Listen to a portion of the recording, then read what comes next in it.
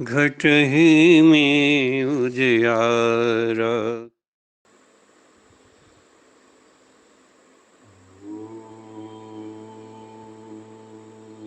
अक्षय सूत्रांकुशधरा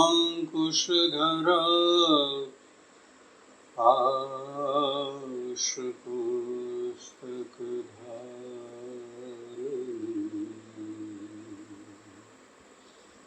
मुक्ताहारसमायुक्तः वाचितिष्ठतो मे सदा। शङ्करं शङ्कराचार्यं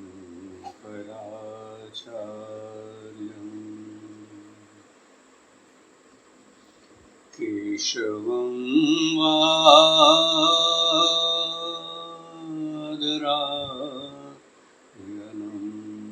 सूत्रभाष्यकृतौ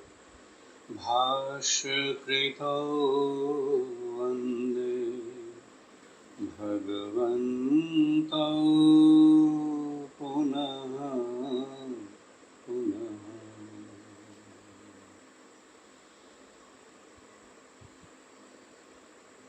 सर्ववेदान्तसिद्धान्तगोचरं तमगोचरं गोविन्दं परमानन्दं सद्गुरुं प्रणतोऽस्म्यहम्।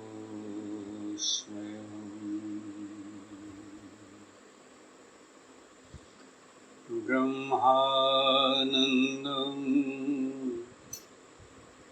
परमसुखदं केवलं ज्ञानमूर्तयं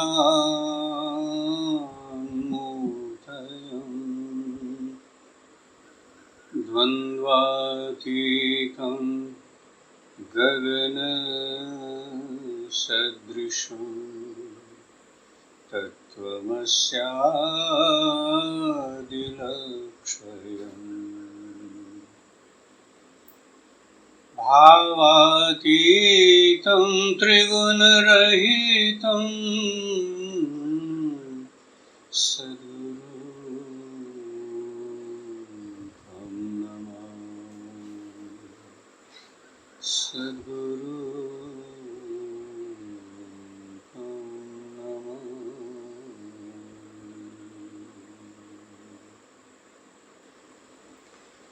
प्रियात्मन, हम एक महामारी के दौर से गुजर रहे हैं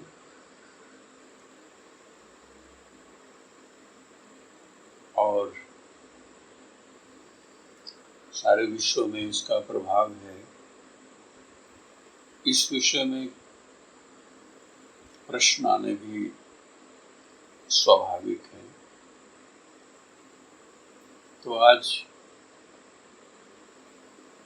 इसी विषय पर चिंतन कर लेते हैं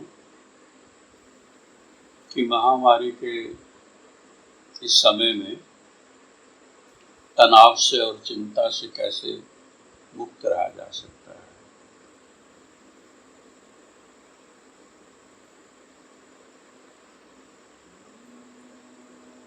हमारी जो चिंतन प्रणाली है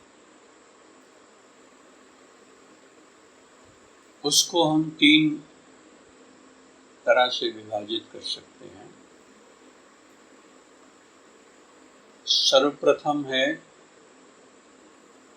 तत्व चिंतन,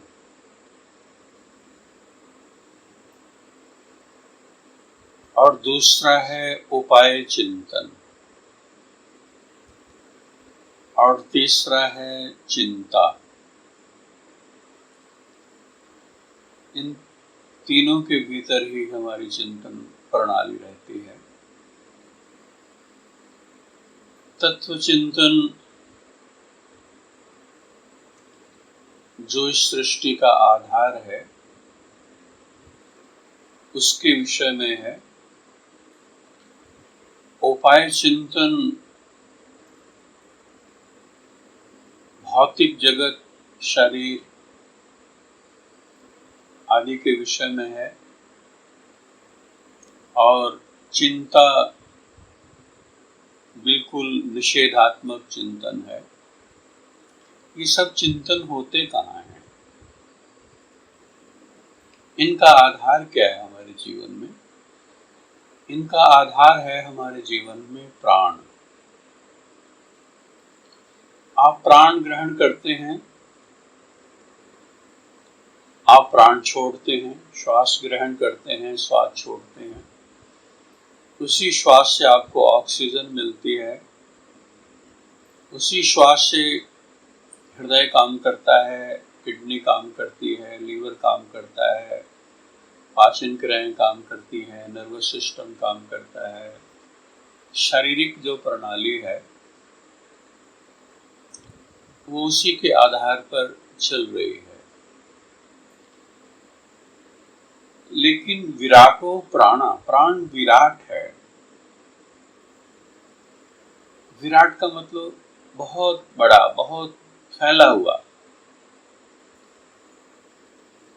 शरीर में जितनी क्रियाएं हो रही हैं वो प्राण से ही हो रही हैं और यही प्राण बाहर से आ रहा है, भीतर से बाहर जा रहा है।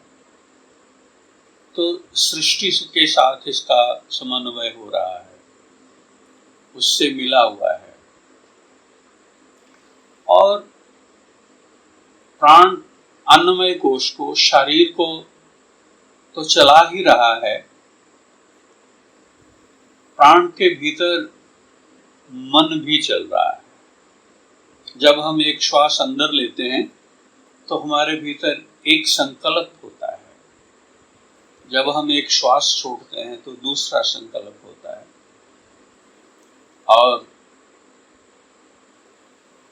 एक मिनट में हम कितने श्वास ले रहे हैं उसके आधार पर हमारे भीतर संकल्प विकल्प होते रहते हैं। 15 से 30 तक। 30 श्वास लेने वाला एक मिनट में 60 संकल्प करता है और उन संकल्पों का एक विकल्प रूप होता है, अर्थात संकल्प के साथ एक एक विकल्प भी चलता है। तो 30 श्वास लेने वाला एक मिनट में व्यक्ति 120 संकल्प विकल्प कर रहा है और इसकी गति बहुत तेज है, बिजली की गति से भी ज्यादा है। प्राण में मन रह रहा है।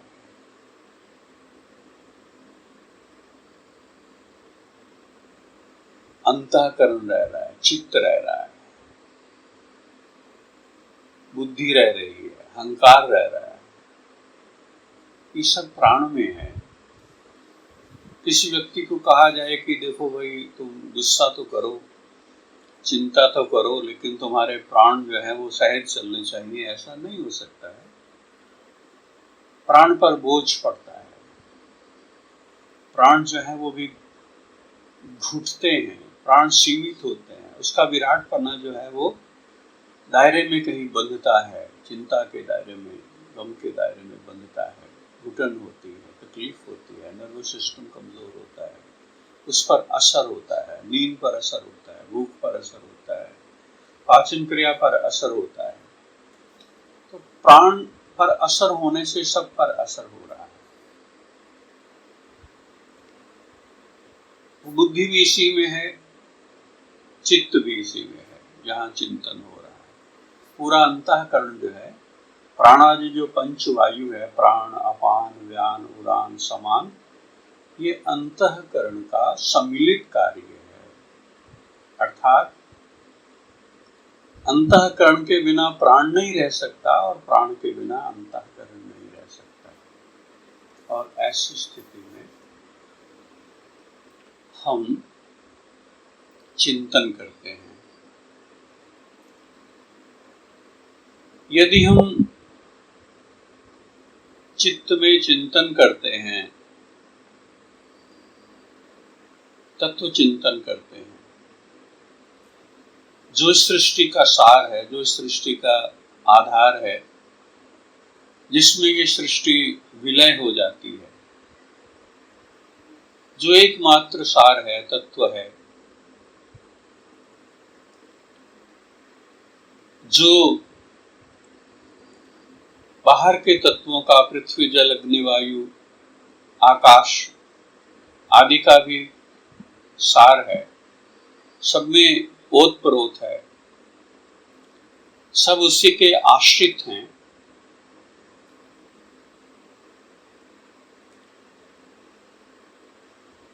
उसका चिंतन करते हैं। इसके चिंतन से प्राणों में जो रासायनिक क्रियाएं होती हैं विलक्षण होती हैं। चित्त जो है प्राणमय कोश, विज्ञानमय कोश विश्राम पाते हुए आनंदमय कोश की ओर प्रगति करता है। तो एक अलग तरह से जीवन पर, प्राणों पर, नर्वस सिस्टम पर अलग तरह से एक रासायनिक क्रियाएं होती हैं जो प्रफुल्लित करती हैं, आनंदित करती हैं, जीवन को सहजता प्रदान करती हैं। और यदि उस परम सत्ता का सामीप्य हमारे प्राण, हमारा मन, हमारा चित्त प्राप्त करता है तो निश्चित रूप से जीवन आनंदमय स्थिति में व्यतीत होता है। दूसरा है उपाय चिंतन। जैसे कोरोना है, अब इसको हटाने का उपाय क्या है? हम जीवन में उपाय करते हैं। कोरोना को हटाने का क्या उपाय है? उन उपायों की ओर ध्यान दिया जाए और तत्व चिंतन की ओर विशेष ध्यान दिया जाए तो हमें पता चलेगा कि जीवन का लक्ष्य क्या है, जीवन का उद्देश्य क्या है। जब हमें जीवन का उद्देश्य प्रत्यक्ष होगा तो छोटी छोटी बातें जो हैं, जिनके लिए हम कर्म करते हैं या हम भौतिक रस प्राप्त करना चाहते हैं, वो हमारे चित्त से उसकी छाया हट जाएगी। हमारे चित्त से बाहर की चीजों की छाया हटने से भीतर का जो लक्ष्य है वो स्पष्ट रहेगा। तो ऐसी स्थिति में हम कर्म करने के लिए भी उद्यत होंगे। कर्म हमें उत्साह से करना है, जीवन में एक विधेयात्मक शक्ति हमको मिलती रहेगी और हमारे प्राण विराट से जुड़े रहेंगे, असीम से जुड़े रहेंगे। तो चिंता को कोई उसके लिए जगह नहीं मिलेगी। तो उपाय चिंतन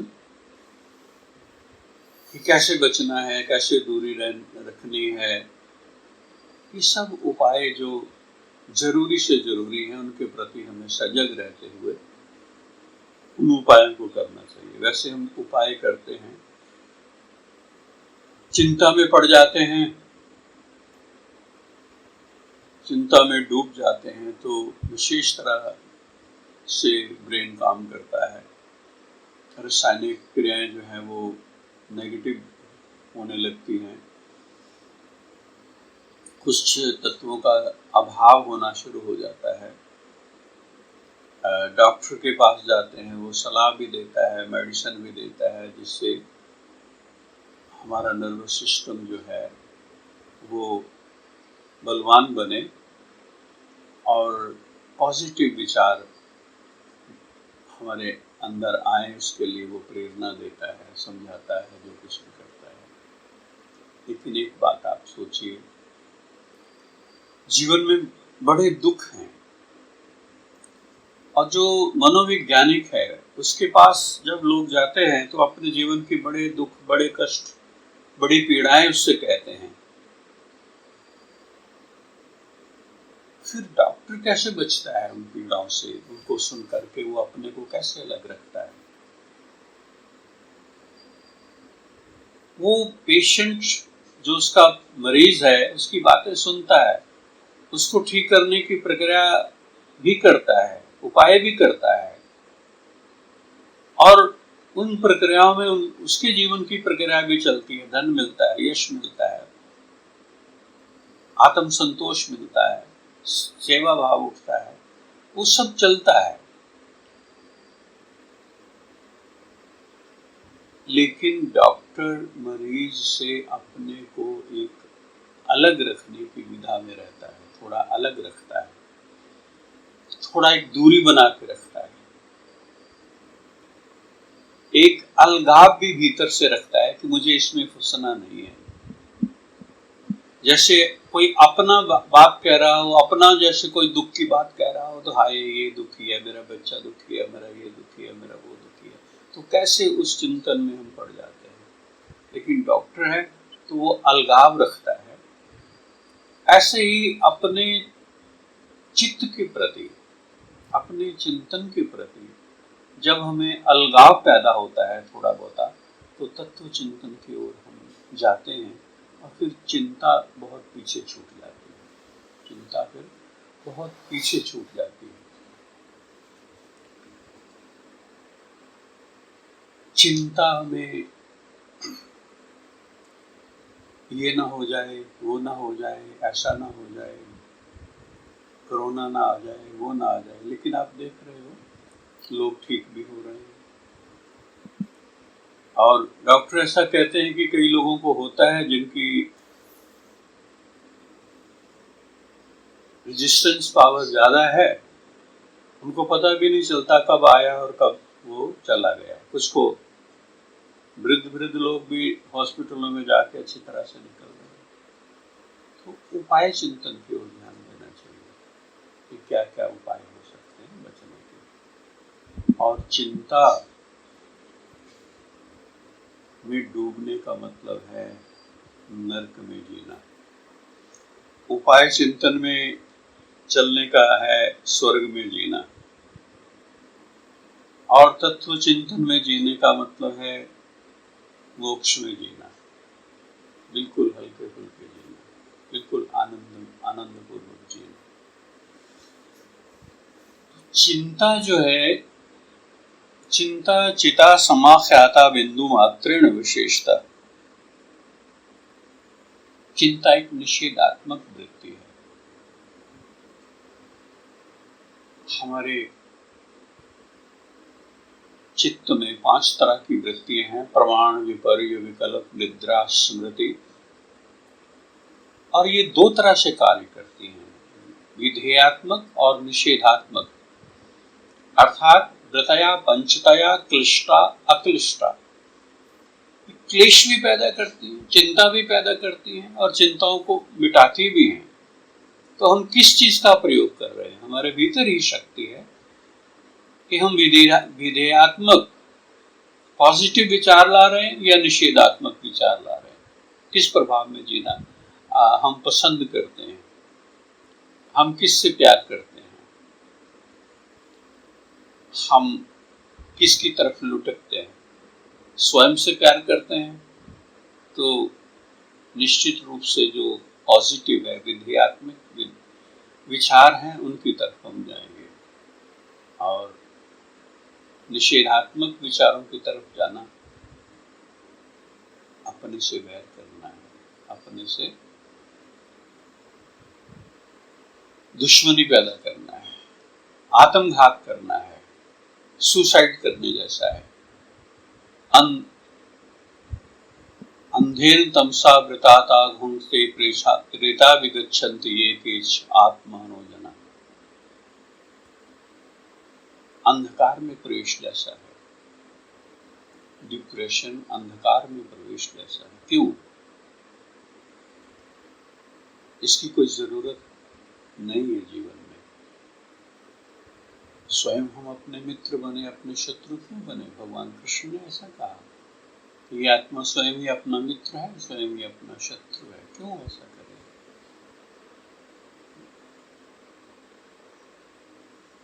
चिंता जो है वो प्राण वाले को जलाती है। प्राण जलते हैं, मन जलता है, तो जीवन जहाँ अपना पूरा अस्तित्व महसूस होता है, सब जलता है, सब घुटन में जाता है। और चिता निष्प्राण को जला देती है। चिंता चिता समाख्याता बिंदु मात्रेण विशेषता। चिंता और चिता में केवल एक बिंदु का अंतर है। चिंता के ऊपर बिंदी लगाओ तो चिता, बिंदी हटा दो चिंता। चिंता प्राण वाले को जलाती है, चिंता प्राण वाले को जला करके भस्म करती है, और चिता निष्प्राण को जलाती है। आपको इसमें फंस गया है, अब इसमें कोई डूब गया है, तो आप जानते हो कि कैसे डूबा है, निषेधात्मक विचारों के द्वारा डूबा है। अब उभरने का क्या है कि पॉजिटिव जो विचार है, जो विधेयात्मक विचार हैं, वो इसके लिए सहायक हो सकते हैं। कितने गहरे से हो सकते हैं? बहुत गहरे तक ले गया है वो अपने डिप्रेशन को,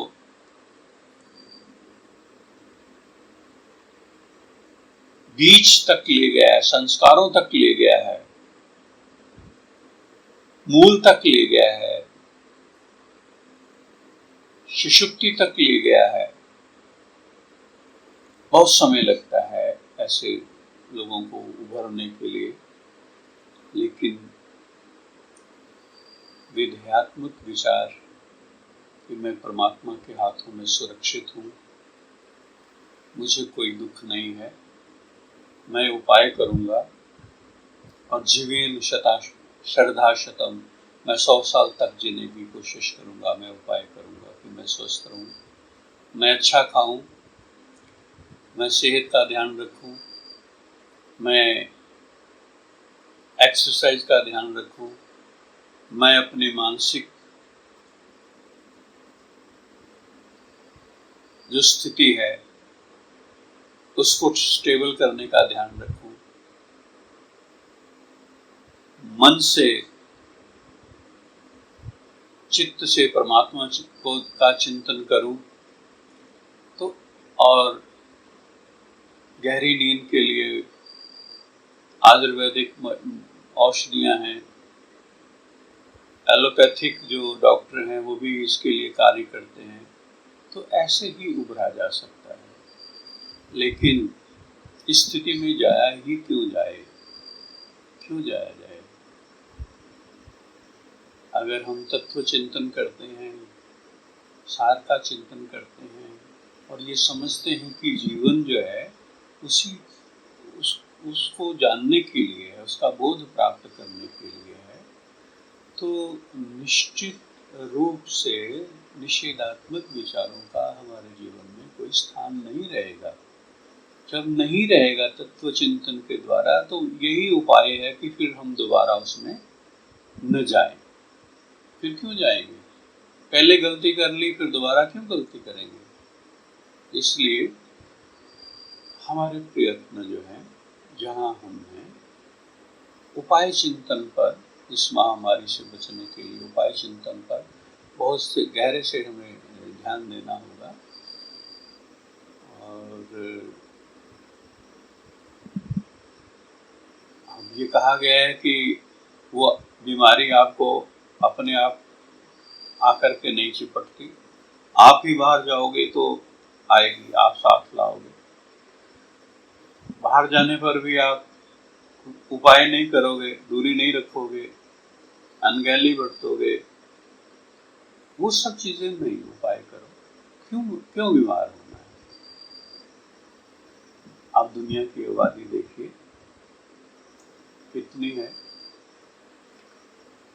और जाने अनजाने में किसी पॉजिटिव को छू लिया तो लोग हो जाते हैं। लेकिन बचना चाहिए,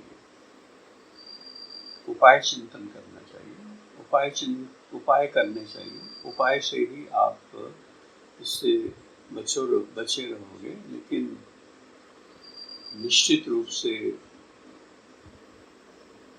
चिंता करना कोई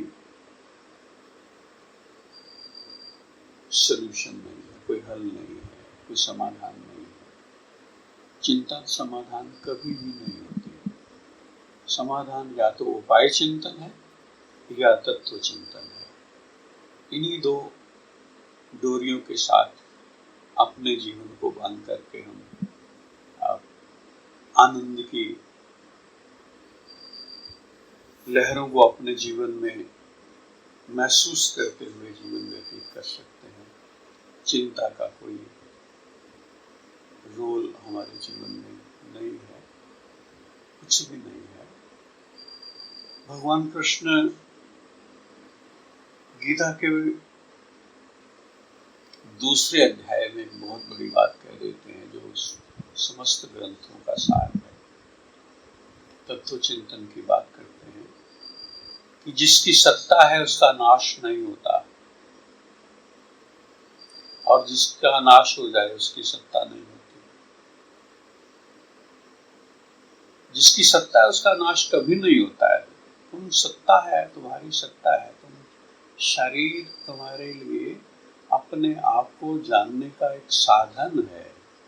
जब शरीर मानोगे, शरीर के सुखों को बड़ा मानोगे और फिर उनको हटता हुआ देखोगे कि अब बाहर का कुछ खाना नहीं मिल रहा, ये नहीं मिल रहा, वो नहीं मिल रहा, बेमतलब की चिंताओं में पड़ोगे। स्वस्थ खाना खाना है, सात्विक जीवन जीना है, अपना आहार शुद्ध करना है, अपना व्यवहार शुद्ध करना है, अपने मन को शुद्ध करना है। ऐसी वृत्ति बनानी है जिससे हमारी वृत्ति तत्व चिंतन में, मन तत्व चिंतन में लगा रहे, और जीवन का जो बाहर का हिस्सा है, आप ये मान लो कि हम बाहर से संसार से जुड़े हुए हैं मान लीजिए, और भीतर से हम परमात्मा से जुड़े हुए हैं। तो भीतर से परमात्मा से जुड़े रहें और बाहर से उपाय करते हुए संसार से जुड़े रहें। संसार परिवर्तनशील है, निरंतर, और परमात्मा सदैव एक रस है। सत्ता उसी की है, संसार में भी और संसार के बाहर भी। तो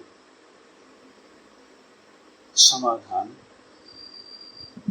यही है, तत्व चिंतन और उपाय चिंतन। किसी को भी चिंता की ओर जाने की जरूरत नहीं है। ऐसे पैर नदी के किनारे फिसल करके डूबने की जरूरत नहीं है। गहरे अंधकार में जाने की जरूरत नहीं है। तुम अमृत की संतान हो, अमृतस्य पुत्र, अमृत की संतान हो। अपने भीतर बिल्कुल पूर्ण रूप से विधेयात्मक विचारों का प्रसारण होने दो, फैलने दो, और वहाँ तक फैलने दो जहाँ तक पल पल आनंद से ना गुजरने लग जाए। भूल न जाना इस नुस्खे को, लाभ अनेक उठाओगे, जैसा मन को बना सकोगे वैसे ही बन जाओगे।